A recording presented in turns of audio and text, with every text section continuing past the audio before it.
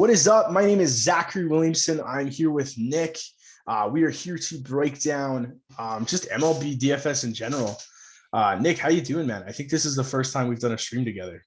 Yeah, I mean, in a Well, long in Beat the time. Rake, sorry, Beat in the Beat the Rake, Rake. yeah. Yeah. No, man, it's great. Baseball is probably my favorite of all of the DFS sports. So I'm hyped. There was some concern that maybe we wouldn't have a season or we'd have an abbreviated season, but yeah, when that much money's involved, you had to figure that eventually get things figured out, and they did. And yeah, preseason's been plugging away. I got a fantasy draft coming up tomorrow for season long, so it's that time of year, man. I'm excited. Really looking Nice. forward to it for sure. Are you doing any like best ball at all, or? I mean, I want to. Yeah, I think there's a $25 on Underdog. I'll probably put a couple in there. But yeah, I'm glad you actually brought that up because I almost forgot. But yeah, I have a big season long draft I do every year tomorrow, which is a Nice. Yahoo League. But yeah, I like grinding free agency though. Like that's kind of my favorite thing to do. So you can't do that as much in best ball, but I'll Yeah. probably throw a few on there just to follow along because it is a good format. Mhm. Um, but yeah, man, can't get enough. I'm hyped. Yeah, I'm excited. I think MLB is like interesting in the sense that it's not like a super projectable sport, but Right. there is a lot of strategy that goes into like winning as an MLB DFS player. Like let's just dive right into it. So like pitchers, like what is things you look for when you're like trying to choose pitchers and stuff like that? Like Yeah, I mean, K's are king. Like, I'll start there. I mean, strikeouts are really everything on both DraftKings and FanDuel. Like, you want guys that are able to strike out batters because every earned run allowed, you can cancel out with the strikeout. So most pitchers, you can get them 6, 7, 8 to double-digit Ks per game. Those are the guys you're going to want to be targeting. And that comes through K percentage mhm. as well as swinging strike rate. But a big part of that is also just who they're facing. Some lineups are much worse than others, as you know, and even some of the good lineups, they have guys that K a lot, like my Yankees, or there's really good lineups, or there's really bad lineups that don't strike out a lot. Mhm. Can't think of an example off the top of my head, but they're out there. But K's are The king when it comes Orioles to a couple of pitchers. years ago. I think it was Orioles 2 years ago. They were bad, but like they had like no They didn't K that strikeouts. much. Yeah, Yeah. that sounds right. I mean, the Orioles.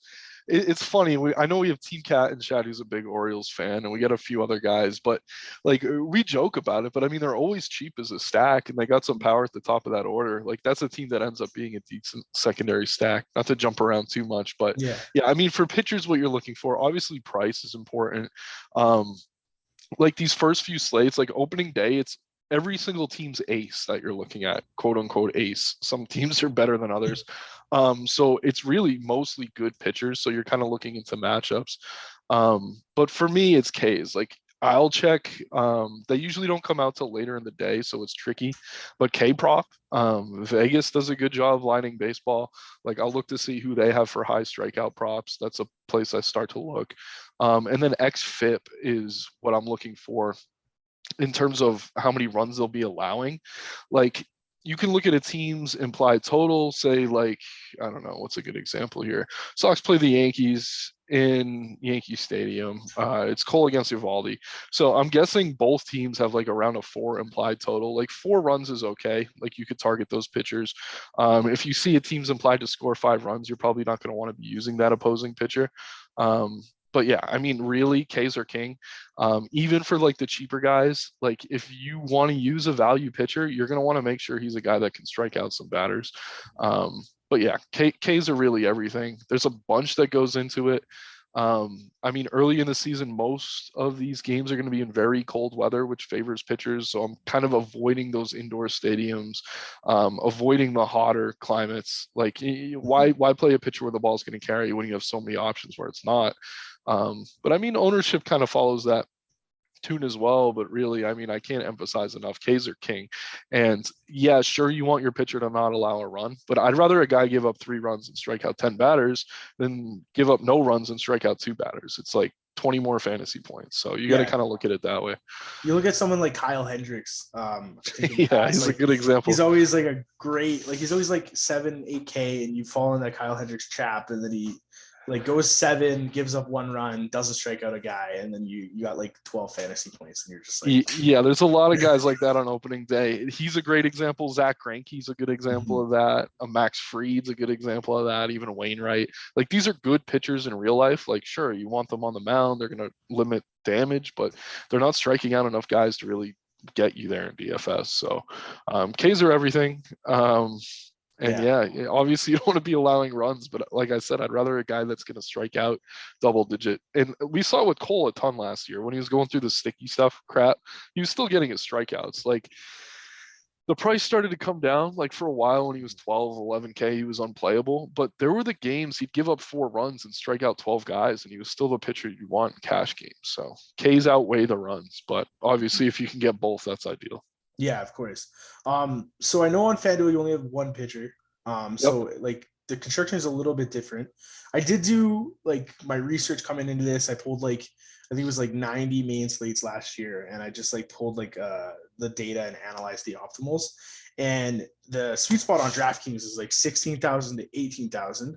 Combined. So like combined. So like 9,000 on average usually was like the most optimal type of pitcher, which is interesting for me because I've always tried to find the cheap pitchers, and I think I've been doing that wrong. So I think I'm going to try to attack it this year. How do you balance that on DK when you have like an expensive stack that you want to get in, but you know you have 2 pitchers to pay for? So yeah, I mean, it's really slate dependent, and that's kind of a cliche, but it's the fact. Like, I think who was it? Robbie Ray on DK.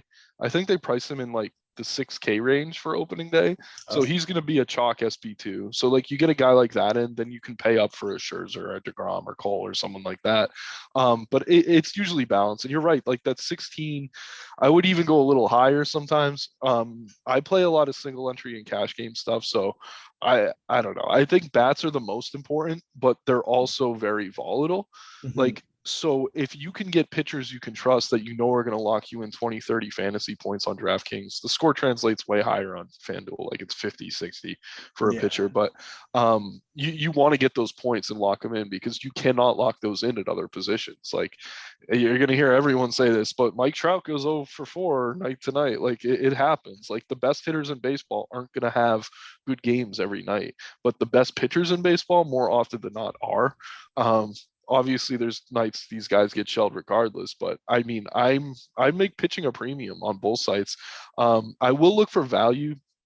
And sometimes I do this weird thing in tournaments where I'll pay all the way up for a guy like Cole or Scherzer DeGrom, and then I'll look for like a really cheap guy that I think is just not going to kill me. Like as long as he doesn't get me negative points. Like if I can get a 30 out of a Cole type and then get like 5 to 10 out of someone like, I don't know, I'm trying to see who's pitching opening day. I don't know. Joe Ryan was cheap a lot last year. Here's a guy I'd like to target. Like maybe someone like Greinke, like a guy who's not going to get you Ks, but if he's cheap enough, then maybe you could go in that type of direction. But for me, yeah, I almost always want at least one stud arm.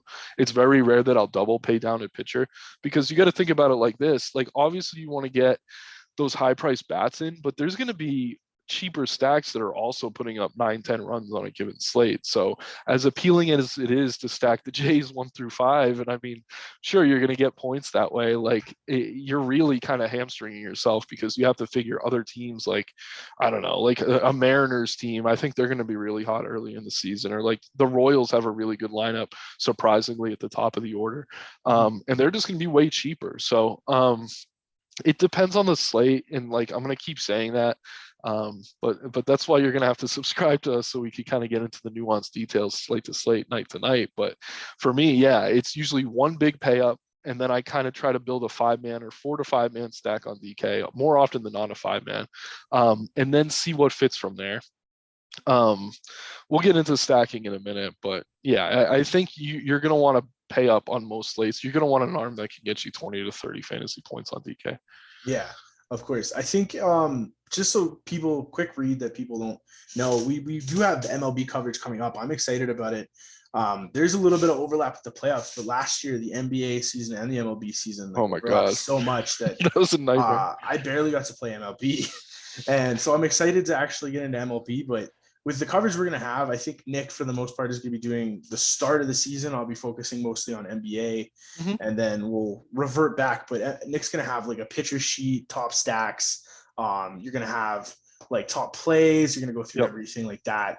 And the best part about Beat the Rake, so I can give an example, is we have a subscriber named Raul, and I jumped in a call with him, right? Like personalized, like, and went through how you do the swappability, and you don't get that at other sites. And so like that's something that we offer as well. So definitely hit the like button, hit the subscribe button, and then follow the link down below into the Patreon or even in the Discord. Like if you're not ready to pay us money, we have a general Discord. You can get in there and like at least ask us some questions. We're not going to answer like, you know, what our favorite pitcher is, but like we can give you like help you like get started, you know. So we're a good entry site, I think, for sure. Yeah, absolutely. I totally agree. Yeah, and so with pitchers on FanDuel, it's kind of the same thing for the most part, right? You want to find that pay up. I think the big thing on FanDuel is the 6-inning bonus, right? Yeah, quality start. Yeah, that's what it is. It's quality start bonus. It's like a 3 points or so. I mean, but honestly, like when you look at it that way, like the quality start, that's 1 strikeout. So I think that gets overweighed sometimes. Yeah. Like it's nice to get that quality start. But that's like 1K. So I don't know. I think that people weigh that a little bit too heavily. It does factor. But yeah, for me, I think on FanDuel, like I usually like to pay up at pitcher. If there's, I don't know, I fall in love with rookies too easily. Like some of these guys making their debuts when I can get them really cheap. He hasn't been great, but there was a Chris Paddock's rookie year. I think I played him every game for like 2 months, and I made a lot of money the first week and then lost it all the next week. But there's guys you'll find like that come up cheap. And again, it's just, can they strike guys out? What's their swinging strike rate? Even in AAA, what's their K percentage? Like, are they getting strikeouts? Because strikeouts do translate from AAA to the MLB level. Like, obviously, they're not going to strike out as many guys. But if a guy's not striking guys out in AAA, even if he's getting guys out, he's not going to strike guys out in the majors. So it's case first. And on FanDuel, I mean, similarly to other sports, it's usually a little bit easier to build lineups. But yeah, you're going to have to take some punts along the way, but we'll talk about in stacking how you can do that. But it's almost always easier to find cheap bats than it is to find cheap pitching. But on these opening day slates, like these early slates, like there's a lot of good stuff in the 8K range. Like I'm looking at like a Framber Valdez at 8,800. I mentioned Joe Ryan before, who I really like, but like if you can find a guy you like in that mid range, sure, you could get in 2 great stacks. But for me, pitching is still a priority on FanDuel. Like Corbin Burns against the Cubs in Wrigley when it's going to be 40 degrees, like, come on, like you're not going to do much better than that. So like I'll probably lock him in cash and just figure everything else out from there. Yeah, no doubt. Something that's interesting that's going to be part of this year's DFS landscape that wasn't, and it's just MLB landscape, is the universal DH rule across the league. I think that's going to change how we play some pitchers. I'm not sure what you feel, but I know that in the past we're always worried, like, okay, is this pitcher going to get pulled in the 6th because of the wraparound, right? So how do you think that's going to look? And how do you think that's going to even differentiate how a pitcher looks?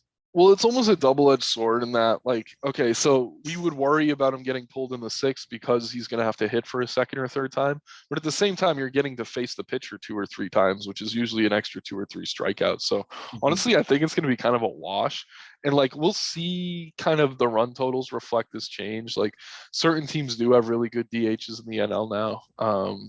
I don't know. I think the Mets added Canha. I'm just looking at a few right now, but yeah, there's a couple teams who went hard. There's a couple teams who went hard in free agency to get that universal.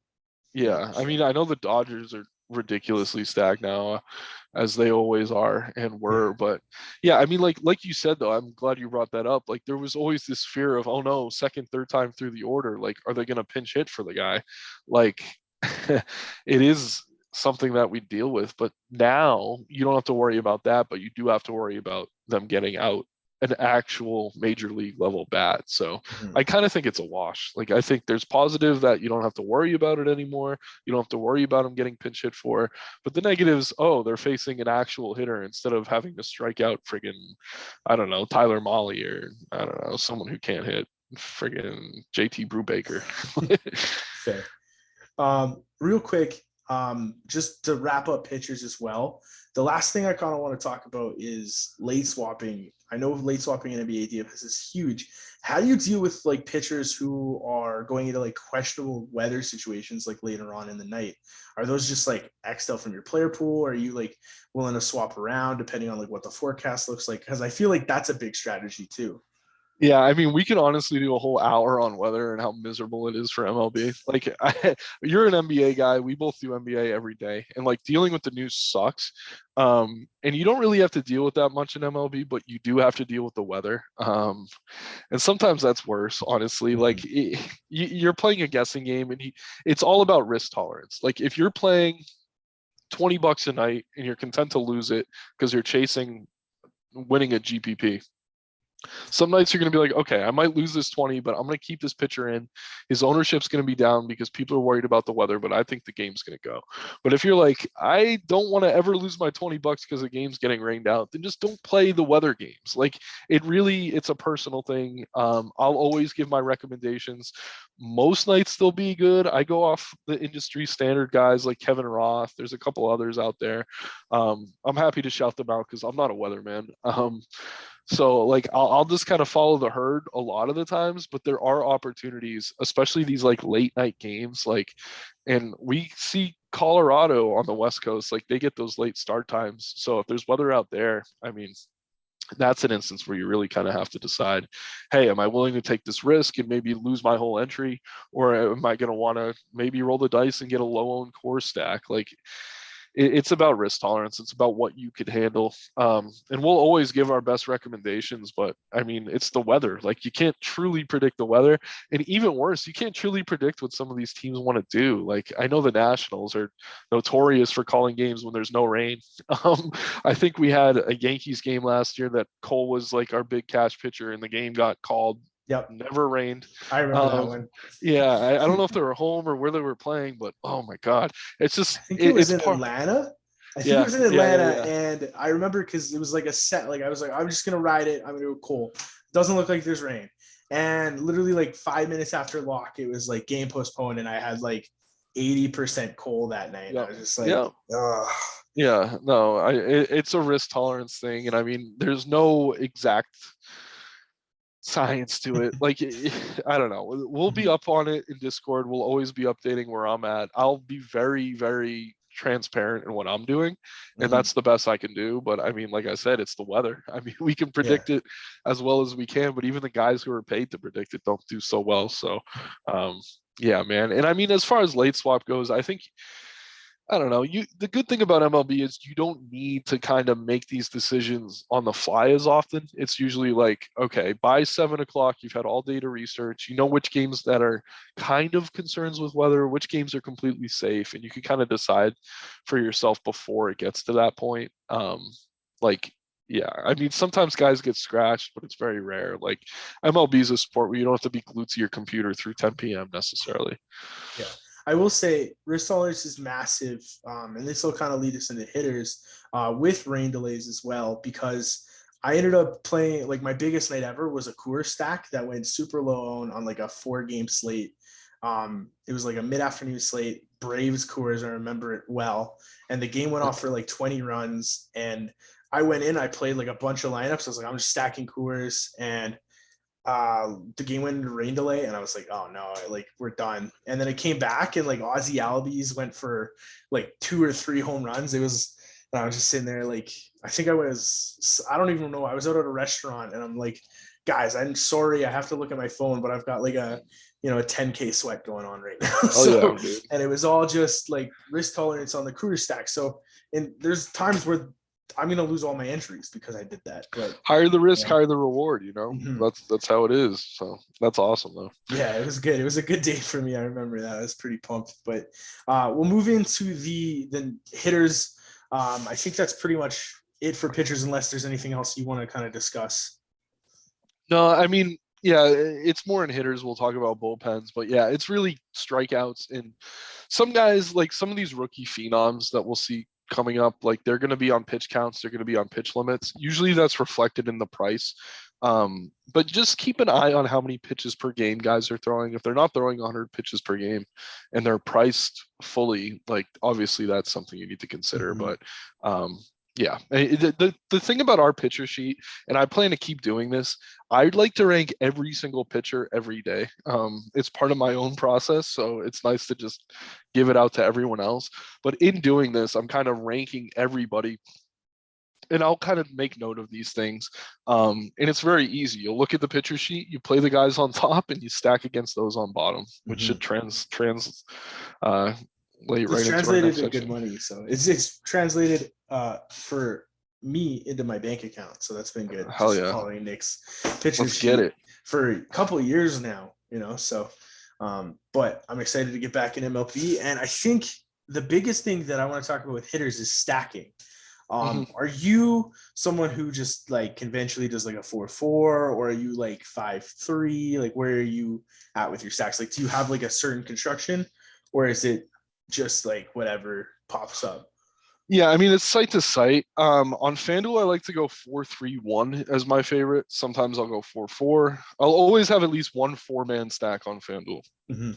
And just to kind of give beginners the overview of this, there's correlation, obviously. So, like, if you get two guys on base and someone drives them in, you're getting points for those run scores, you're getting points for those RBIs, and you're also trying to predict future outcomes. And so, if a pitcher's doing poorly, then the team he's playing against is going to do well. It's much tougher to just pick out this guy's going to do good tonight on this team, this guy's going to do good tonight on this team. It's much easier just to say, this pitcher's going to suck. So, let me get as many bats against them as I can. Um, and I mean, in cash games, I do a lot of one-offs and stuff like that, but that is not what we play for the most part at MLB. It is more tournaments. But on FanDuel, traditionally, I'm 4-3-1. I like to have one-offs. Usually there's a 2K guy that gets a platoon starter, something like that, that'll help you save salaries. You could get nicer stacks in there. And then on DK lately, I've been kind of like 5 and then one-offs, or like 5-2-1-1-1, I think it is. I'm trying to remember how many spots there are. 1, 2, 3, 4, 5. 5-3. Yeah, 5-3 I like, 5-2-1. Um, but it's really the first stack is the most important for me on DK. Like I like to have a full 5-man. And on most of these teams, their catchers kind of suck at hitting, but you're still getting that correlation. So you could kind of punt the catcher position and then get 4 really good bats from a team. Like, so I don't know. Who's it? Danny Jansen, still the Blue Jays catcher? I don't know. You Yeah, I throw think him well, in for him 2K and flat. Kirk and Yeah, Kirk's a little better, but yeah, I mean they're both sub 3K usually. So you throw a guy like that and it lowers the average price of a stack dramatically. So on DK I do a lot of 5-3. But I mean there are nights where you're getting these one-off plays like Jared Kelenic got called up last year. He struggled, but on his first night, I like locked him in everywhere. He had like a home run, 6 RBIs, something like that. He was 2K flat and barely owned, and that was one of the best nights I had of the year. But like when you get players like that, you still want them in your lineup, but you can't necessarily rely on the Mariners as a whole to have a great night. So I do like one-offs, but stacking is first and foremost. Like more than any other DFS sport, correlation matters for stacking hitters. On FanDuel, especially it matters on both, but FanDuel they score runs and RBIs a little bit heavier than they do on DK is a little bit power heavier, and that home run score a little better, so you could get away with more one-offs on DK. But like I said, I'm still starting with usually a 5-man or a 4-3 on DK. If I'm not going a full 5, then I want to go a 4-3 on DK, but 4-3-1 is kind of my bread and butter on FanDuel. I'll do 4-4 on certain slates. But I don't know, that's a really easy way to differentiate if you are mixing in a one-off. Like, and you could have 2 cheap stacks, like say the Mariners are in a good matchup, the Orioles are in a good matchup, and then you could throw like a Vlad Guerrero or a Mike Trout in there. Like that's going to be a very different lineup. And you're still getting all that great correlation, and your extra hitter is a stud. So it usually works out, but I'm almost always stacking. And then I will say this, in cash lately, I've been doing one stack, like a 4 or a 3-man. And then kind of plugging in the one-offs I like when I'm doing cash cores, I'm usually not thinking in terms of stacks, but you'll see many days, many nights, like 2 plays. I usually give 4 bats for a cash core. 2 will be from one team, 2 from another. Usually they're good values, good matchups. But again, it's much easier to find which pitchers are going to suck than which hitters are going to do well. Like, and that's just the fact of the matter. So Yeah, no, I agree. Just going back to some more data that I pulled because, like I said, I was doing my lineup study, trying to get ready for Yeah, this year, no, it's awesome. and 77% of the winning lineups had at least a 4-man stack. But the weird thing I thought about that, there was it was like 69% of them had a more optimal 5-man stack. Yeah, So they could have been 5. better if they added an extra man. So I think the 5-man on DK and it was like 5-2 was like 5-2-1 or 5-3 were 5-2. like, Yeah, 5-2 is usually where I go, yeah. but yeah, I totally agree. 5-2-1 was like one of the most optimal combinations on DK. And I think like you're gonna see this around the industry. Like everybody's just gonna be talking about stack, stack, stack, stack, stack. But as Nick said, it's just a correlation thing. Why try to get 8 different things right when you can get one thing right and Mhm. and make money off of it? So, do Yep. you do anything with like wraparound stacks? Like, do you try to target like Oh the yeah. bottom of the order guys a lot, or? Yeah, so like I'll give an example here. So like just looking at this opening day slate, I'm guessing the chalk of all chalks going to be the Padres because they're facing Madison Bumgarner and the Padres lineup is sick. Yeah. So okay, so like if you go Grisham, Machado, Cronenworth, Voigt, Myers, you're not going to be very different. But if you take a guy like Jurickson, Profar, Austin Nola at the bottom of that batting order, they're both going to be like sub 5%, and they're both going to be part of a Padres stack. So you can use these chalkier stacks by mixing in some of these cheaper. They're usually cheaper too, so it like works for you twice. Like you're lowering the value of the stack and you're getting your lineup to be different. And I do this all the time. Like Randall Grichuk last year, Blue Jays obviously crushed all year, but Grichuk was like, I probably used him more than any other Blue Jay. Like they never raised his price, and this guy's hitting home runs constantly. So he was always part of my stacks. I do wraparound stacks. I will say this though, I don't like going like first in the order, fourth in the order, sixth in the order.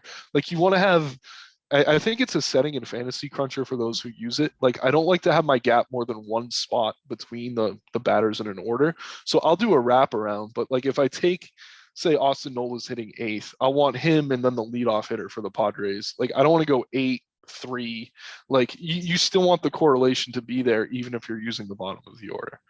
Yeah, no, that makes a ton of sense. And that's actually my next question. I was just gonna say what you differentiate, like how you do that with the 1+. But I think that makes the most sense because you don't want to have like a 9-4-6 stack. Like it just doesn't make sense because No, those it's guys aren't rare gonna be that. on base. Yeah.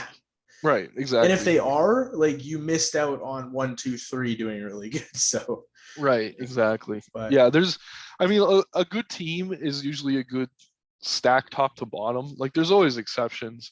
Um, but like, there's certain teams when I stack them, like, there's guys I always have to have. Like the Indians, it's rare I'll stack the Indians without getting Franmil Reyes in there. It's rare I'll stack the Blue Jays without getting one of Ladder Bichette. Like, there's certain like you don't want to stack the Angels and then not have Trout or Otani. Like, it feels really crappy when that goes down and the like, oh, they scored 15 runs, but I didn't have the guy who had 3 home runs. So yeah, I mean, you want to get the studs in there, but to fit the studs, sometimes you have to get a little off the beaten path, and you can do that with the bottom of the order, and the platoon guys too. Like we see that. Um, I think Tapia, he got traded to the Blue Jays, right? But yeah. he was a guy I'd use a lot in Rocky stacks just because he was always very cheap. Um, I keep going back to Austin Nola on the Padres because he's catcher eligible. And this guy has power in his bat, but like there's you'll find guys that you start to use a lot because they're always cheap. They're at the bottom of the order, so they don't get high ownership, but they really do correlate well with the bigger bats. So there's a good way to get different, just mixing in some of the bottom of the order. Yeah. I think like a good example for me is Jackie Bradley Jr. for when he was with the Red Sox. There was like 2 week stretch where he was like hitting like Yeah, home he gets runs like hot like a month crazy. every year. And I I just hate that rode guy. Jackie. when he, it's stuck in my head because he won me a lot of money for like 2 weeks straight where nobody was like playing him. He was just like priced at 3K on DK. And I was just like, guys, he's like hit 3 home runs in the last like two games. Like, let's just ride this. And then, but I mean, that's when you like either lose all the money or win all the money. It's in No, it's true. I situations mean, like that. So, yeah, but I I've mean, if he definitely gets had, you, but if he enables you to fit JD Bogart's endeavors, then I mean, even if he goes 0 for 4, who cares? I mean, you're still getting the better part of that order, so it yeah, helps. exactly. And But dude, then Jackie Bradley just sucks. I don't know. That's a so whole other bad. conversation. Who's he? Is he with the He's back on the Brewers? Red Sox. Oh, he's So the back on Red the Red Sox. Sox, Okay. it's so stupid. They got rid of him and they traded Renfro for him. And like Renfro, it's funny. This is kind of an aside, but Renfro was saying how he like hated the batter's eye in Fenway, like he couldn't see the ball coming in well. I think he's going to crush in Milwaukee this year. Yeah. So that's a guy to keep an eye on. But yeah, they traded Renfro to get Bradley back, even though like Boston was like good riddance to Jackie Bradley. Great fielder, really good Yeah. outfielder, but That's he my usually he hits well like 1 month a year. You just got to figure out which month it is. Yeah, if you see Jackie Bradley Jr. go for like 3 home runs, just ride it until he doesn't hit it anymore. Yeah. Yeah. Ride the streak. I mean, streaks. People like to say streaks aren't real. They are real. That's a real thing. I mean, Yeah, I mean, if you've ever played any kind of like baseball, like or even softball in yourself, like I know for me, there's been times where like, man, I can't miss, and like that's only exasperated by like them being like better, right? Like everybody in the MLB is like a good hitter to me and you, but oh like, yeah. but like No, I know when what you mean. someone gets into a zone, like it's huge. So I believe that. Do you ever look at like the who's hot in the MLB list or no? No, I mean, I'll take a look at it, but like I don't know, like I try to avoid like game log and thing like that. Like MLB is very like the bigger the sample size you can get, the better. But like sometimes there's just undeniable shit going on. Like Louis Castillo, like it was like probably a decade ago. Like I don't even know if I was playing DFS, but he had like a 36 game hit streak. Like this is a mediocre hitter. But like things like that are just you can't ignore them. But No, yeah, that's I fair. mean, I don't look too much into things like that. It's really more who are they facing, who's pitching that night, and can you take advantage of the matchup that way? But yeah, So the thing too though is when a hitter gets hot, usually their price climbs, and mhm. sometimes it's not necessarily deserved. Other times, if the price doesn't move, like when you were riding the Bradley hot streak, that's something you could maybe keep banking in on. But yeah, it's tough to kind of lean on something like that. Yeah, I remember getting like people just tilting like Jackie Bradley is another home run, and I'm like celebrating. Oh, Like dude, Votto last year, like yeah. I think he sucked for like a year and a half, and then last year he had a month where he hit a home run like every other day. Kyle Schwarber was on some ridiculous streak where he had like 10 home runs in 2 weeks or something like that. Like stuff like that. I mean, you could say it's not quantifiable, and I think that's why people who are very numbers oriented say it's not real. But like, I mean, there is some truth there. Like, do you want to stack a lineup without that hot hitter? Probably not. But Yeah. I mean, you have to decide in a vacuum if that's a good stack or not. And if you find that you're on that stack, then you can say, okay, well, this guy's on fire. Maybe I want him to be a part of this. But that's not how you should be building. You shouldn't chase the hot hitter, build the stack around him. It's more like, oh, I'm on this stack. Who's hot on this team? And you kind of go about it that way, but it's never like priority number one, I guess. No, that makes sense. Tying it back into stacking, is there anything that you look for outside of like them facing a crappy pitcher? Like, do you got to look at like ISOs? Like, do you ISO, look at yeah. Vegas totals? Like, how do you quantify like this is my best stack of the night?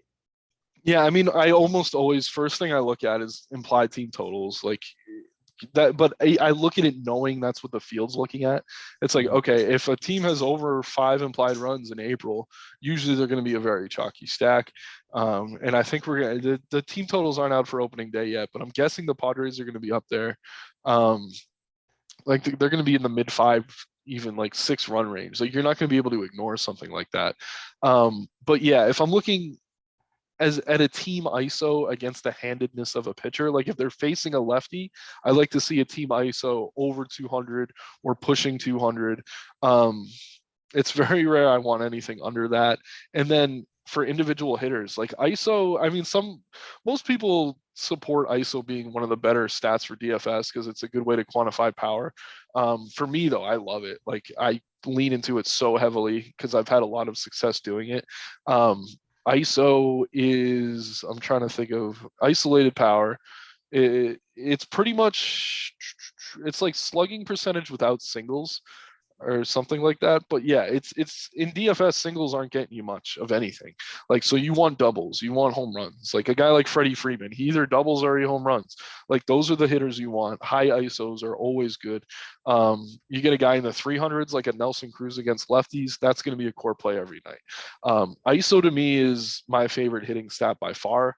For those of you who don't know what it is, get familiar with it. Do some Googling, do some homework. I mean, I don't like to plug other sites, but like Plate IQ on RG, like they have ISO all in one place. Fangraphs, like I'm always looking at ISO. Like if I can get over 200 on a hitter in a matchup against the handedness of the pitcher they're facing, that's where I'm going.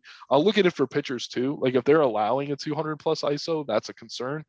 But if the K rate's high enough, it almost doesn't matter. Like I think Scherzer has like a 200 plus ISO to lefties, but he's striking out 40% of batters. So like that's if contact's made, that's what the ISO is. So I don't know. It takes some of the luck out of the equation, but yeah, I'll beat the drum of ISO all day. That's my favorite stat for hitters. Yeah, I think do you ever go like certain pitch selection? So I know like Yeah. like in the top of my head, Grichuk for the Blue Jays last year just absolutely smashed left-handed sliders. Like I think he had like an ISO of like 400 against like lefty sliders. And so like every time there was like a pitcher whose like main pitch was a slider, I was playing Grichuk. And do you go that in depth like oftentimes, or are you just like only if it like you're there? Yeah, no, I mean I do. But it's usually first I'll be on a stack and then I'm looking for who does well against the pitch types. But you're 100% right. Like something like that, a guy who can hit sliders well, like if you can pick up on that and he's not going to be one of the higher owned guys in a stack, that's definitely something you're going to want to target. But yeah, I mean, pitch type matters. It's just rare that we have enough of a sample to really kind of weigh it that heavily. But I mean, for these like interdivisional games, like these guys have seen each other a ton. But you do get more of a data set on a pitch type. Like just because a guy hasn't seen Garrett Cole's slider 50 times, he will have seen a slider 500 times. So like you do kind of get a good sample size that way. So it's definitely something I weigh. Like there are certain hitters who can't hit certain pitchers, certain pitches, not pitchers, sorry. But yeah, I definitely weigh it. It's not the top of my list. Like I'd rather see a 250 ISO against a lefty than, oh, he throws the slider a lot. But like after when I'm picking stacks and I'm weighing how heavily I want to be on each guy in that batting order, that's when I'll kind of get into the pitch mix stuff. And there's certain teams, like it's not this Blue Jays team, like before the Blue Jays were this good, like it was probably 4 or 5 years ago now, but like they used to be a team that couldn't hit sliders. There was like a weird, like I'm trying to remember who was even in those lineups. But yeah, if you can pick up on something like that, it's always an advantage because it's rare that it's really like factored into the public early on. Like I don't know. Yeah, that was before all the kids came through and like, yeah, exactly. tail Like end I of can like even, Josh Donaldson's career. It's yeah. gonna be weird seeing him in the Yankees. Oddly fitting though, I kind of think because like he's always been like the like clean shaven, like slick back, short hair. Well, him and Cole had some beef, and I guess they kind of ironed it out because when Donaldson was on the Twins, he was talking a ton of shit about how like Cole's the biggest sticky stuff user, like get this guy out of here, blah blah blah. And then Cole struck him out on 3 pitches, 2 at bats in a row, and it was fun. But yeah, they've kind of ironed all that out. Donaldson has like 4 or 5 home runs this spring. I think he'll be fine. Yeah, I'm a little bit nervous, not gonna lie. Yeah. If he gets back to like what he was for the Yankees, like Oh yeah, he's a beast, dirty. man. That's dirty. So I'm looking forward to it. yeah, is there anything else for hitters that you kind of like want to add in? Yeah, it's stolen bases. I don't think enough people look at steals, and the best of the best hitters, like the Juan Soto's, the Ronald Acuña's, like sure you get power with a guy like Vlad Guerrero, but like when you can also get steals, like that is kind of a hedge. Like you're going to raise the floor of a player if you can get stolen bases, because guy like Jose Ramirez is the king of this. Like this is a guy who can hit 40, 50 home runs a year, and he's going to steal 20, 30 bases. Like steals are underrated. And let me just say that, like, and I can kind of leave it at that, but that's another thing to look at. Like, how often do these guys steal bases? Do they steal bases? which pitchers allow steals. Like I'll start to factor some of this stuff in into the pitcher sheets, but I mean it's good to know that you have a guy when he gets on base could swipe a bag, because it's an extra few points. Like it's the difference between a single and a double. Like it's the difference between a single and getting stranded in a run scored. Like when you look at it that way, it does matter a lot. So um yeah, even Otani stole like 20 bases last year. Like some of these guys, man, like it's good to have all the power hitters in your lineup, but if you can get power hitters that can also swipe bags, Bryce Harper's another one. Those are the best of the best. So what takes a hitter from being really, really good to great in DFS is that 5-tool ability, that ability to kind of swipe backs as well. So just something else to keep in mind. And I mean, it also helps like for the minimum price guys, like a Jurickson Profar. I don't think he's swiping as many bags at this point in his career as he used to, but like Nick Senzel on the Reds is a good example. He's very, very cheap, not really a great hitter, but he could swipe a bag or two. So, I mean, I'd rather have a guy that can steal in my lineup than a guy that can just hit singles and not steal a base. So Yeah, it's the Billy Hamilton special, man. Like, oh you know, yeah, he gets a walk and if then he you can get get on. 2 walks and 5 stolen bases, and he's in the optimal. Like, he had a catch. I don't know if you saw. I forget. I don't even know who he's with, the White Sox or someone. I don't even know if he's going to make the major league roster. He had a ridiculous catch the other day, like in center field, like 1 foot off the wall, jumping into the crowd, and yeah. Yeah, it's a shame he could never get his bat going, because if he did, I think he would have been like special. But oh yeah, dude, definitely. I mean, that's the issue. He's so fast, but that's he it. can't hit. Nah. All right. Is there anything else, or do you want to jump into like actually looking at the slates now? Yeah, I mean, nothing major. I mean, like I said, contest selection is very important. If you're a mass multi-entry person, I mean, I like to play like 20, 40 lineups a night. I know there's guys who play 150. That's not necessarily my style. Like I really like to hone in on what I actually like. I'm not trying to cover every basis on a given night. But yeah, mix and match your favorite stacks. Like I'm going to be ranking probably 10 stacks on a larger slate that I like. And I'll say, hey, this is going to be the chalk, but this is also most likely to go off. So if you have a good stack like that, you're going to have either a lower owned pitcher or a lower owned secondary stack to get a little bit different. But just keep in mind the types of contests you're in. Like to win the bigger tournaments, you're going to have probably have a 5-man stack that goes off on DK. You're probably going to have a 4-man and a 3-man that go off on FanDuel. And your pitcher is going to have to do well too. I will say this too. I've seen more lineups where the pitchers fail, but the bats succeed that still do well than the other way around. Like it's easier to carry a poor pitching performance than it is to have Scherzer strike out 10 guys, score 50 points, and have none of your bats do anything. So like the bats matter a lot. Like you need that floor out of your pitchers. But yeah, I mean, you really need your hitters to get there. Like hitters first, almost. I hate to even say that because it's not necessarily true, but yeah, it's easier to make up for bad pitching than it is for bad hitting, especially if a pitcher's popular. Yeah. Another thing that we have for NBA. So I have like a list of how many, like what the cash rate is for each contest. And I'll have that for MLB. I'll start tracking data as soon as I can. Because usually the same contest is going to be the same. And so for me, like I usually play like 80 to 100 like lineups a night on DK, but I always do it in 20 mans, which is weird to think about it, but it's because like, smart. The cash rate is like 7% higher than like the mini max. Like the mini max cash rate is like 19%. And so you have to find ways to like beat the edge and like beat the rake, if you will. Right. Absolutely. And I think that's a good way to do it. It's just finding like higher percent caching. That's why Yahoo right now is like huge. Are you gonna dabble into like Yahoo baseball because of how like crazy their like low management fees are? Yeah, if they have some like those contests where they're doing no management fee or like free management fee, yeah, I'll probably jump in a few. Like the Yahoo format's very similar to the others. I will say this though, just because I thought of it, I was having a lot of fun with the 3 maxes on DK last year. I don't think they had many of those on FanDuel, but similarly to how you take say 80 lineups and put them in 420 maxes, I'll build 5 lineups and put them in 5 single entries, like $5, $10, $15, $20 in order that I like them.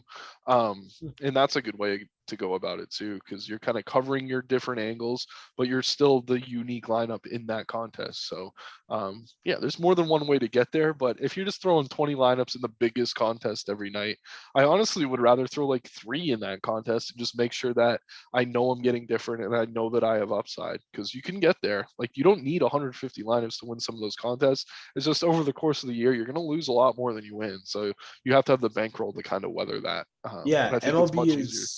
MLB Yeah. is very, very much like that. As me as a GPP player, something that I had to get used to in MLB is because Yeah, in it's a NBA I fail can, sport. They call it a yeah, fail sport. because like in NBA I can ride like the the 10% ups, the 10% downs, and then ride those to each. Maybe one night I'll have a crap night, but then I'll make it all back, right? And whereas MLB, it's like you have crap night, crap night, crap night, huge night, crap night, crap night, crap night. Yeah, and So that's why I recommend people play some cash games and dabble in some cash games. And I'm happy to work with people on that. I pulled back on cash. I used to be was like heavy cash player. But yeah, I mean, I think I want to get back more into it because it does help kind of balance that bankroll. mhm. Large field 50-50 contests. Just put the same lineup in a bunch of times in a multi-entry. Like, that's what I like to do. And I mean, if you could consistently just hit right on the cash plays, you're usually in good shape. And I do feel like I do a good job kind of isolating those one-offs that you need in cash. So yeah. Cool. Yeah. So let's take it into the slate. So DK's slate is a little different than the FanDuel slate. I think you're saying the FanDuel one locks earlier than the DK. Because keep in mind these are mountain times, so like 4 o'clock Eastern, and then I think 1 o'clock Eastern for Okay. these. But they have the 20 maxes. Okay, so they didn't have these big 20 maxes last year. It was always like you had the $1 150 max tournament, and that was like basically it. So I'm excited that I see this here. They don't have This the is problem. It doesn't look like they have the probable pitchers right on no, DK. probably not. I don't think so. I don't I even know have if they them. have any probables, but Yeah, I have them in front of me on another screen, so I could kind of talk through it. But yeah. Here, if you want, I can let you share your no, screen. no, I got. Yeah, I don't know if that's gonna be easier. I could still just tell you where I would go. I think. Yeah, for Like, sure. so, What are you doing with the Mets now that DeGrom is out? Like, that's huge news for them. yeah, it Um, sucks. I mean, Scherzer's probably gonna get the opening day nod, and he's yeah, facing his old team, the Nats. So you can start with Scherzer. I'm gonna have to dig a little deeper. There's a lot of guys out there who are like, I just ignore the preseason, like it doesn't mean anything. Da, da, da, da. But the thing is, you can still kind of gauge what form these guys are in. Like, I don't need to see that he's dominating right now, but I would probably go Scherzer mhm. at the top here, because I'll run down quick. On FanDuel they do have the probables, which is Yeah, interesting. let's go here. Yeah, maybe Yeah, that'll work better. So but yes. Burns against Oh my Milwaukee, God, like for Burns. I love Chicago. Burns here. Yeah, because the thing is, Wrigley's infamous. It's either the best hitters park in baseball or the worst hitters park in baseball, depending on the weather. Like in those dog days of summer where it's 90 degrees out and humid and the wind's blowing out, like that's Coors Field in Chicago. Mhm. In April, when it's 35 degrees out, and that doesn't necessarily matter what the wind is doing. Um, that's a very, very good spot for a pitcher. Looking at this Cubs lineup, man, it is not pretty at all. So yeah, Mhm. Burns would probably be my cash arm on DK. I'm a Yankees homer. I'll admit it all day, but obviously I'd rather face the Cubs lineup right now than the Red Sox. So my cash pitcher right now, and even in GPP in a single entry, I'd probably go Corbin Burns first. Yeah, it looks Uh, like Burns is not on the DK slate, he's but that's not. definitely an ML FanDuel guy for sure. Right. So we could just bounce back and forth. I think that's an easy way to do it. So Yeah, I would probably go Scherzer, I think, as a pay up on DK. yeah. The other guys who I'd be interested in would be maybe Bieber, but he kind of had a shaky season last year. He's been dealing with injuries against the Yeah. Royals. I'm pretty high on the Royals this season. That's a whole nother conversation. Um, but yeah, a lot of these arms like the Tyler Mahle, the Max Fried, Adam Wainwright, they're not super high K pitchers. Even Valdez, who I like he's not a super high K rate. Darvish is, but That's always a crapshoot. So I think the safest is definitely going to be Scherzer up top, and then you already selected Robbie Ray there.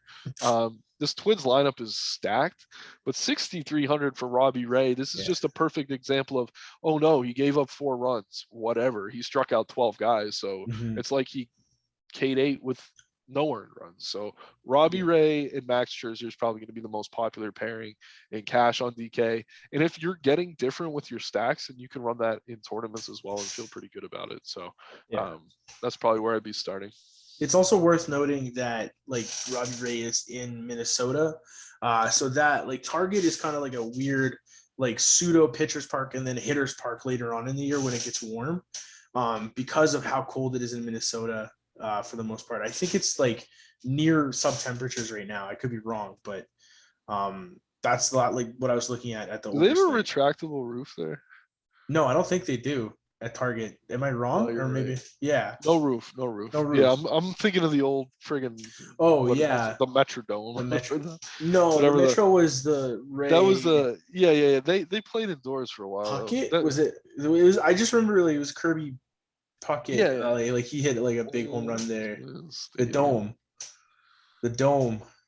What was it called? The Humphrey Metronome. Yeah, the Metronome. Oh, the Metronome. I think they might have shared it with the Vikings, which was hideous to watch for baseball. But the old Radar. Regardless, no, I'm with you on Robbie Ray. I'm with you on Robbie Ray as the value. He's going to be uber chalk, but I think you could pair him with DeGrom and feel good about it. But then, I mean, there's a lot of good arms on this slate that aren't necessarily high strikeout guys. Bieber would probably be next in line for me. Ohtani's facing the Astros. That's kind of a good GPP, high risk, high reward type play. Same with Darvish, high risk, high reward against the Diamondbacks. But the safe plays are definitely going to be Scherzer and Ray, even though the Twins usually kill lefties. But I'd still go Ray here. I think the K's would carry any earned runs allowed, which is what we kind of started talking with. So looking at the weather for Minneapolis on Thursday, it's gonna be like 3 degrees Celsius, so -1 Fahrenheit, with like that game might get called. Yeah, it's gonna be a cold day if they play. It looks like there might be like mostly sunny, so we'll see, but it should be cold. Bundle up, boys. Yeah, that game could get called. That game could get completely scratched. I mean, we've seen it before. Do they call it for coldness in that? Yeah, if it's bad enough, they will. It's rare. It's rare. Nah, that's true. I mean, it's rare that they do, but I mean, if no fans want to go to the game, then that's usually when they're like, maybe not. But I think they play, and I think Robbie Ray is going to be one of the best point per dollar plays on the slate. I'm curious, what's Ray's price on FanDuel? He's like 9K, I believe, so 9.9. Okay, 9.9. so he's decent there. Yeah, he's not terrible. Yeah, just keep scrolling for a sec. So, Corbin is. I'm going to be playing some Mets for sure. I like to stack against them. Okay. Oh wait, Scherzer's on the Mets now?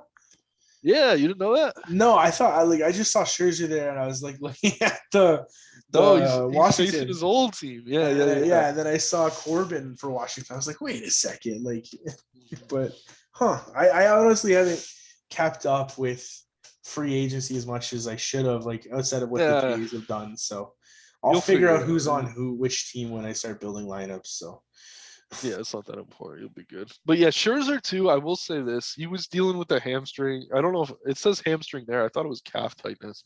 But it seems like he's going to be starting opening day. So as long as he goes, I'd be happy to go there. And then, like I said, I keep saying it. Shane Bieber would probably be my 1B if I'm not paying up for him. But on FanDuel, Corbin Burns against the Cubs, I think I like the best. Yeah, that looks pretty nasty. Let's look at some stacks, so we can just honestly look at who the crap pitchers are and talk about it. Yeah, that's the way to do it. Look at the bad pitchers. But you got. How is St. Louis's team this year? I know Brubaker obviously isn't great, but the top of the order is good, and then it falls off a cliff. It's like Carlson, Goldschmidt, O'Neill, Arenado, crap. So it's okay if they're cheap on opening day. I could see playing some Cardinals, but I mean the thing about Brubaker, he's not a high K pitcher or anything like that, but he gets a lot of ground balls. So he's not always the best to stack against, and he's also usually on a short leash, so you might end up in the bullpen. We didn't talk too much about bullpens. if a pitcher sucks so bad that they're out in the first inning, like say you don't like who the Yankees are starting or who was a really good bullpen this year. I'm trying to think. I don't know. There's a few, but like if the team you're facing is a bad starting pitcher and a great bullpen, that's not always the best place to stack because once they're out, then you're facing the bullpen. So the best you can do is find a pitcher who sucks, whose bullpen also sucks. But like a lot of these teams haven't even named their closers yet. But I'm pulling up some bullpen rankings. Oh, Pete doesn't like the name. Pete is asking that they change the name of the bullpen to like the arm barn or something. Give me a break. Yeah, I mean the White Sox have a really good bullpen this year. I think, or I don't even know if that's true. But yeah, the point remains. Like you don't want to stack against teams with great bullpens. Great bullpen. Yeah, that makes sense. Do you ever cover like? I'm sure you do coverage like that. You're like, hey, like this pitcher sucks, but like yeah, like if I highlight a stack, I'm like, oh, I love whoever tonight, but if they chase him early, then you're dealing with the bullpen. Yeah, that makes sense. I'll make note of that for sure. Cool. But yeah, we don't have much data yet, and like you don't know the free agents of some of the starting pitchers, but I mean I don't know all the bullpen arms where they landed too. I gotta still catch up on that. That's kind of the last thing I wrap my head around. So yeah, no doubt. Let's take a look at the Padre stack because I know you said that the Padres were kind of like money. We can do that on both sides here. Yeah, Padres are definitely one to look at. So I think you're gonna want to start. I mean, they got Voit from the Yankees, who's gonna be cheap. Yeah. He's probably sub 3K on both sites, hopefully. If Voit is 3.5 on DK. Oh yeah, that's beautiful. That's pretty nice. And then Voit on FanDuel is 2.5. So that's decent. That's cheap. Yeah, he'll probably slot in at like a 3 or 4 too because there's no Tatis. Maybe not. He'll probably be like a 4 or 5 guy, I think. Yeah, I can see him hitting cleanup. I mean, the one thing about the Padres is they're very lefty heavy, but I think Bumgarner had pretty even splits last year. Let me just pull him up. They do have like Machado. I know Will Myers is like a huge splits guy. Like he crushes. Does he crush righties and lefties? Yeah, I mean he's much better against lefties. He hits both sides though. Yeah. Okay. But yeah, Bumgarner has pretty even splits. But I mean Trent Grisham, I would like to have Luke Voit, Will Myers. The guy I keep bringing up is Austin Nola. I think they're all going to be pretty popular. Oh, they took first base away from him. But whatever. But I mean on DK that's good because you get to use that shitty catcher spot. Yeah, that's true. So yeah, I would go Myers, and this is so cheap that like that's even more of a reason they're going to be chalk. Man, can we talk about how they have Alfaro as catcher outfield? Yeah, that's weird. Has he ever played in the outfield? I don't think he has. Maybe so funny. Yeah, he might DH a little. I mean, he has some pop, but yeah, no, that's funny. But is there anybody that you're like specifically targeting on like DraftKings? Like you're probably trying to get like a Machado in there. Grisham. Grisham. I'm hoping people would be afraid of the lefty, but Grisham can hit lefties, and Bumgarner, his splits are pretty flat. I mean, his power splits are flat. Like you'll look at his WOBA against lefties, he does better against lefties. But when you look at the power metrics, he gives up just as much pop. So yeah, who we got? Myers, Grisham, Machado, Voit, Nola. That's 5. Yeah, that's perfect. Be a solid 5 man for me, I think. Hell yeah. Yeah. And then say you popped in Scherzer, what are we left with point per dollar? Because that's actually pretty cheap.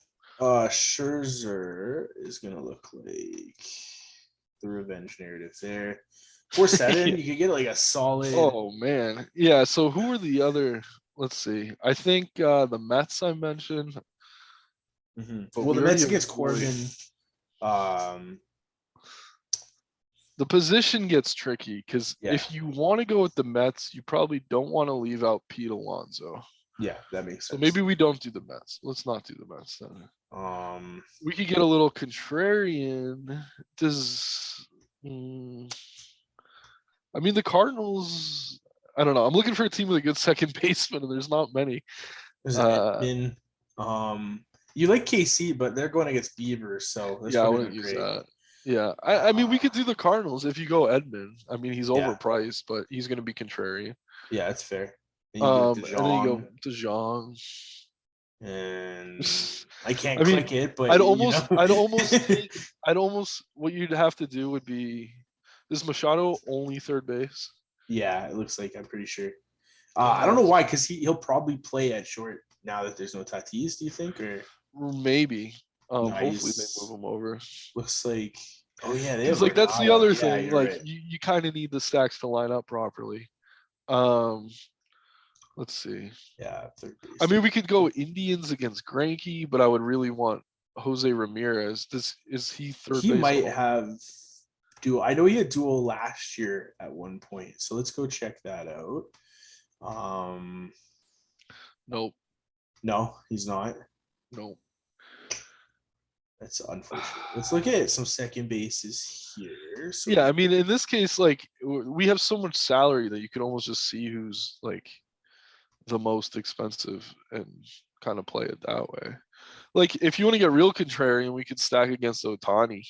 Like he's yeah, volatile. that's You true. could go Altuve. They're calling up this kid Pena at short. I don't even know if he's in the player pool yet. But he might lead off, I was reading today for Houston. Jeremy Yep. Pena. Yeah, I He's think that's him. super cheap. And I go like a And one then off. Kyle Tucker. Or Kyle Tucker, yeah. Yeah, Pretty nice. pretty good lineup. Yeah. And that's fully stacked. I mean, if you wanted to upgrade a Myers to something else, I think you could. Are the Padres kind of going to be your main stack on FanDuel as I well? don't You know think? yet. Yeah, I mean, they're the chalk. And like I don't know that I want them to be my main stack On because I FanDuel. haven't gone into preseason numbers yet. I had a lot of success a couple years ago. Like Yovaldi was great, like the year before for the Red Sox or whatever, but he had a terrible spring and he was facing like the Mariners, and I just knew he was in bad form and people were using him. And I loaded up on Mariners bats and they went off for like 6 runs. So I haven't yet identified those like, oh, this guy's good, but he's not good yet type arms, and usually that's where I like to find some stacks early in the season. But yeah, for now we could go Padres, I guess. Yeah, they're really cheap on FanDuel. Like if you look at like you can get Yeah, Machado they're at dirt cheap. 3.8. You can really fit. That's why. That's the other thing too. Like, why not pay up for a Corbin Burns when you could get cheap bats like this? Yeah, that's crazy. Definitely Machado. Definitely Grisham. Grisham would be. Is he outfield on? Yeah, he's definitely outfield. You go Myers. Clicking around. Will Myers, yeah, that looks good. Do you want to use like Voit as your catcher? I mean, it's Void or Nola. Yeah, I'd go Void. I think you have the utility on FanDuel now too. Yeah, you do. Nice. Mm-hmm. So that's here's your 4-man. Yeah, let's do a little different. I like Tyler Mahle as a pitcher, but let's go Braves just because they're expensive. I just want to see how this works. You start with Albies. He's 4K, but then at short, 2.6. It looks like. Dansby Swanson's 3, but then you have to find like a punt outfield maybe. Right, and I'm wondering. At 2-4. I'd have like Alex Dickerson, something like that. 21. Yeah. And then what's left? 27. So are you gonna go 4-4? Do you want to? You said you're more. You go 2-4-1. Yeah. So see what's available. All teams. Like you don't have to sort by. Yeah. And then just pick your favorite one off. And like I'm not saying I'm gonna be using the Braves, but I just thought they'd be a good example because they're kind of pricier. Yeah. And he's one of the guys. Like a good place to stack is when there's like good pitchers, but they're volatile, like the Otanis of the world. Like for a stretch last year, Garrett Cole fit this category. I mean, I consider Tyler Mahle to definitely fall into that category. Good pitchers that struggle at times. Good last minute, you got a DH Marcana against Patrick. Oh, hell yeah. That's beautiful. Boom. I'm not going to click it because you're not allowed to do that. Yeah, I know. I mean, the starters could change. Like things could change between now and then. Yeah. We're still a few days out, but yeah, I think we gave a pretty good overview. And I like we said, I mean, we have the Discord open, the general channel's open. We're going to offer MLB Right as an individual sport, but you guys can get all sports, which is going to include EPL, which you obviously carry. I have. So super cool thing with EPL, I broke into top 100 and I only play low dollar stuff in EPL, so that just like I've been insane this year, which is nice. Fuck yeah, dude. Yeah. Watch my language. Oh, it's okay. Not for Monetized. kids. Not for Yeah, kids. I don't think we're getting monetized anyway. Yeah. But yeah, dude. I mean, in MMA, I mean, I've just been putting my picks in, but like obviously want to expand that sport into doing more with it. Like I'm a diehard UFC fan, and I'm writing for another site every single fight every week, so I can take that knowledge into the Discord, and I'll offer parlays. Like I post kind of my favorite parlays every card, Yeah, my they've been favorite crushing bets. too. I think you've hit a Yeah. couple in a row, and I've just Yeah, been I hit riding your two. I think I coattails. missed one. I missed one last week. I bet the guy to win inside the disc or it was 2 weeks ago, Gunnar Nelson by submission. He won. He was on the guy's back the whole fight. He just never choked him out. Yeah. So it's just like every other like hit, like every other 6 legs in that parlay. But no, we have fun in there, man. And I think MLB like alone is going to be worth the bang for the buck. Like we're going to be like, you know me, like I eat and breathe this. I'll be in there all day. When we have day slates, even we're in there, and I'll just throw cores up for the day games, answering questions. Pitcher sheet's going to be out every day. Top stacks, everything anyone could possibly need. And honestly, MLB has been my most profitable sport. My biggest wins ever have been in MLB. I had 2 10K wins. One came in the playoffs when Will Smith hit a home run off of Will Smith, which was amazing. And yeah, I'll never forget that. But yeah, Will Smith, another Will Smith did some hitting lately as well. I know. Very yeah, some synchronicity there for sure. Yeah. But no, I can't wait, man. I'm hyped. MLB is my favorite sport for DFS. And like with NBA, it's tough sometimes to get very different from the field and still find success. Like you can obviously playing multiple lineups, but even in one lineup, it's easy to get very different and still find success in MLB. You just got to find your spots. And yeah, I think we're gonna have a great season. I'm very, very excited. Cool. All right, guys. That's it for us. Make sure you guys hit the like button, hit the subscribe button. If you have any questions, comment down below. Get into our Discord. And Nick, I think you're at Nick Morrow DFS on Twitter. Yes, sir. Cool. And I'm Zach WTFS. So you guys can find us there. Good luck in the MLB, and let's get it. Let's get it.